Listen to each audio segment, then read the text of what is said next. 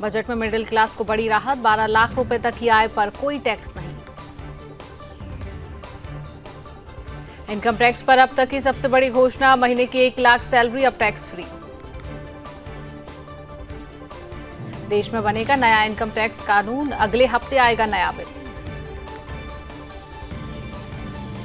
बिहार पर सरकार का फोकस, आईआईटी पटना को वित्त पोषित किया जाएगा, साथ ही आईआईटी में 6500 सीटें भी बढ़ाई जाएंगी। वित्त मंत्री ने बिहार के लिए किए बड़े ऐलान, ग्रीनफील्ड हवाई अड्डों की सुविधा, मिथिलांचल क्षेत्र में पश्चिमी लागत नहर परियोजना। बिहार में मखाना बोर्ड बनेगा, इससे छोटे किसानों और व्यापारियों को होगा फायदा। निर्मला सीतारमण ने कहा, कृषि उत्पादकता बढ़ाने पर जोर, युवाओं को रोजगार देना सरकार की प्राथमिकता। 8वीं बार बजट पेश करते हुए बोली निर्मला सीतारमण, हमारा लक्ष्य सबका विकास। किसानों के लिए बढ़ गई सस्ते कर्ज की लिमिट, 5 लाख तक के लोन पर देना होगा कम ब्याज।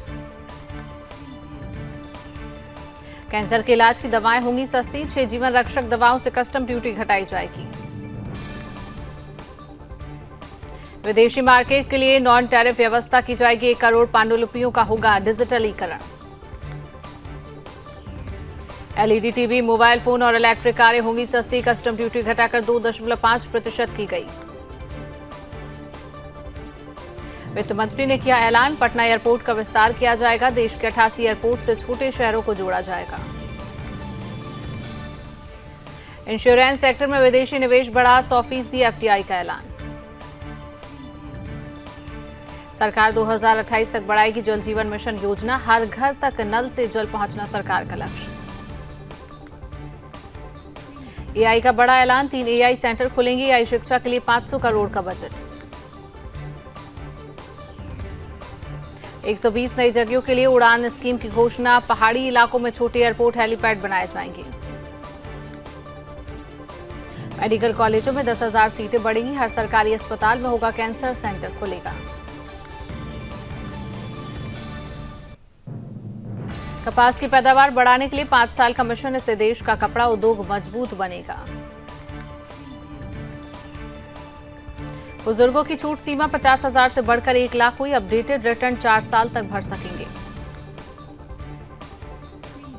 वित्त मंत्री का ऐलान, देश को खिलौनों के लिए बड़ा केंद्र बनाएंगे। बजट में बड़ी घोषणा, 50 पर्यटन स्थलों को डेवलप करेंगे। छोटे उद्योगों को विशेष क्रेडिट कार्ड, पहले साल 10 लाख कार्ड जारी होंगे। टीडीएस की सीमा बढ़ाकर 10 लाख की गई, सीनियर सिटीजन को टैक्स पर छूट दुगनी की गई।